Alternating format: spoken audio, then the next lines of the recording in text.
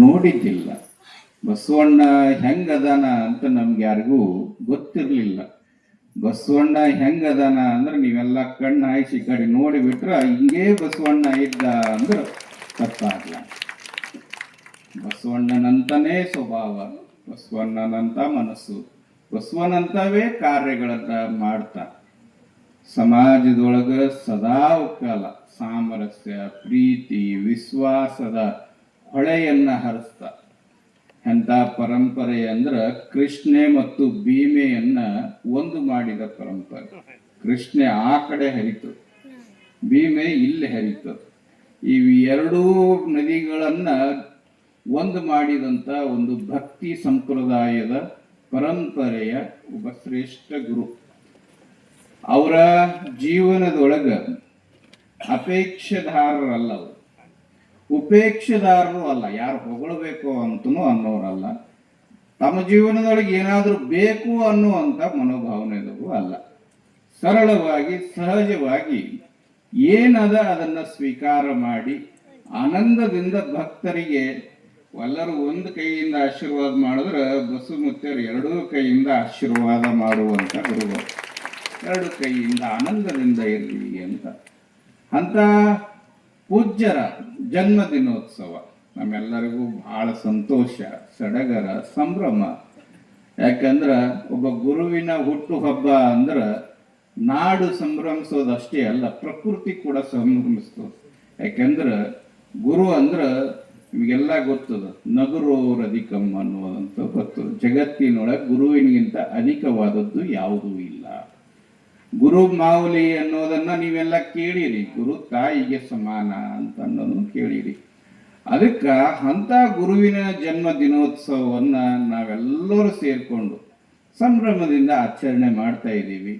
ನಿಜವಾಗಿ ನಮ್ಮೆಲ್ಲರ ಸೌಭಾಗ್ಯ, ನಮ್ಮೆಲ್ಲರ ಪೂರ್ವ ಜನ್ಮದ ಪುಣ್ಯ, ಸುಕೃತ ಪುಣ್ಯ.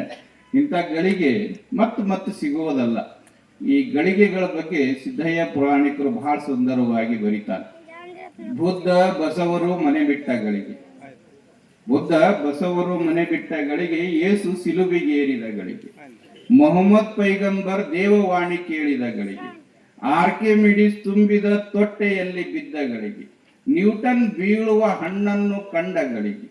ಇಂಥ ಗಳಿಗೆಗಳು ಶತಮಾನಗಳಿಗೆ ಒಂದು ಸಲ ಘಟಿಸ್ತವಂತ. ಹಂಗೆ ಇವತ್ತು ಬರ್ಡೋಲ ಗ್ರಾಮದೊಳಗ ಅಚ್ಚಲೇರಿ ಬಸವರಾಜೇಂದ್ರ ಮಹಾಸ್ವಾಮಿಗಳು ಬಸವಣ್ಣನ ರೂಪದೊಳಗೆ ಬಂದಿದ್ದು ಒಂದು ಸೋಗಳಿಗೆ.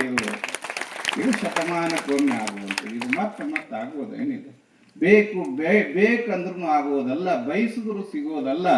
ಇದು ಏನೋ ಸುಕೃತ ಪುಣ್ಯ.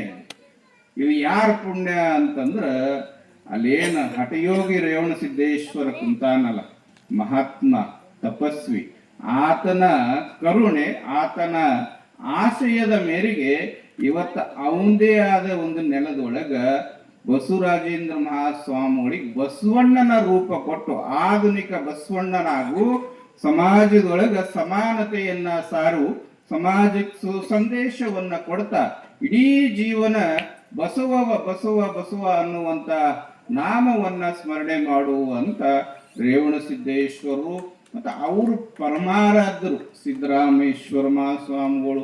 ಅವರು ಬಹಳ ದೊಡ್ಡ ಗಣಪರಂಪರೆ ಆಗ್ಯಾರ. ಗಣಪರಂಪರೆ ಬಗ್ಗೆ ಹೇಳಬೇಕು ಅಂದ್ರೆ ಬಹಳ ದೊಡ್ಡ ಸಮಯ ಬೇಕಾಗ್ತದೆ. ಸಿದ್ಧಲಿಂಗ ಲಚ್ಚಾಣದ ಸಿದ್ಧಲಿಂಗ ಮಹಾರಾಜರು, ಆಮೇಲೆ ಯಲ್ಲಾಲಿಂಗ ಮಹಾರಾಜರು, ಆಮೇಲೆ ಷಡಕ್ಷರಿ ಸಿದ್ದರಾಮೇಶ್ವರ ಮಹಾಸ್ವಾಮಿಗಳು, ಇವರೆಲ್ಲರ ಆಶೀರ್ವಾದವನ್ನ ಪಡೆದಂಥವ್ರು ಯಾರು ಅಂದ್ರೆ ಅಚ್ಚಲೇರಿಯ ಬಸವರಾಜೇಂದ್ರ ಮಹಾಸ್ವಾಮಿಗಳು ಅಂತಂದ್ರ ನಾವೆಲ್ಲ ಸಂತೋಷ ಪಡಬೇಕು. ಅಂತ ಒಬ್ಬ ಗುರು, ಶ್ರೇಷ್ಠ ಗುರು ಇವತ್ತು ನಮ್ಮ ಮಧ್ಯದೊಳಗ ತನ್ನ ಜನ್ಮದಿನದ ಸಮಯವನ್ನ ನಮಗ ಕೊಟ್ಟಾನ.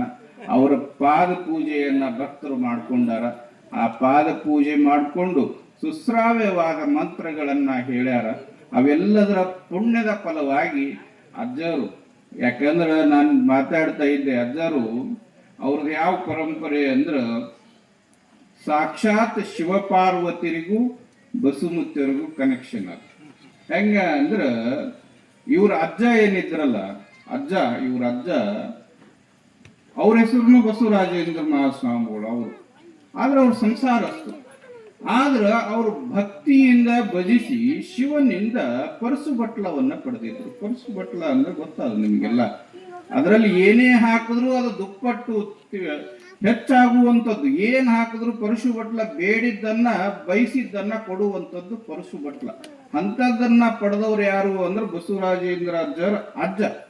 ಅದು ಇನ್ನೂ ಆದ್ರೂ ಬಸವರಾಜೇಂದ್ರ ಅಜ್ಜರ ಹತ್ರ ಆದದು ಪರಶು ಬಟ್ಲ. ಹಿಂಗಾಗಿ ಅವ್ರಿಗೆ ಭಕ್ತರೆಲ್ಲ ಬಯಕೆಗಳನ್ನ ಬೇಡ್ಕೋತಾರ, ಕಷ್ಟ ಕಾರ್ಪಣ್ಯಗಳನ್ನ ದೂರ ಮಾಡು ಗುರುವೆ ಅಂತ ಬೇಡ್ಕೋತಾರ. ಯಾಕ ಅಂದ್ರ ಆ ವರ ಪ್ರಸಾದವಾದಂತ ಶಿವಪಾರ್ವತಿಯರಿಂದ ಅದು. ಆಮೇಲೆ ಕಲಬುರಗಿ ಶರಣ ಬಸವೇಶ್ವರನ ಹೆಸರನ್ನು ನೀವೆಲ್ಲ ಕೇಳಿರಿ. ಕಲಬುರಗಿ ಶರಣ ಬಸವೇಶ್ವರು ಜಗತ್ತಿಗಿಷ್ಟು ದೊಡ್ಡವರಾಗಬೇಕು ಅಂದ್ರೆ ಅವ್ರ ಹತ್ರ ಏನಿತ್ತು ಅಂದ್ರೆ ಇದೇ ಪರಶು ಬಟ್ಲ. ಹೌದಲ್ರಿ? ಇದೇ ಪರಶು ಬಟ್ಲ. ಅವ್ರು ಬೇಡಿದ್ದನ್ನ, ಅವರಿಗೆಲ್ಲ ಗೊತ್ತದ ನಿಮ್ಗೆ, 500 ರೂಪಾಯಿ ಕೊಟ್ಟವ್ರಿಗೆ ಹೆಣ್ಣ, 1000 ರೂಪಾಯಿ ಕೊಟ್ಟವ್ರಿಗೆ ಗಂಡ ಅಂತ ಹೇಳಿ ಬೋರ್ಡ್ ಹಾಕಿದ್ರಂತವ್ರು. ಒಬ್ಬ ಸಂತ ಆ ರೀತಿ ಸಂತಾನ ಭಾಗ್ಯವನ್ನ ಕೊಟ್ಟಿದ್ದು ಇತಿಹಾಸದೊಳಗೆ ಎಲ್ಲಿ ಇಲ್ಲ.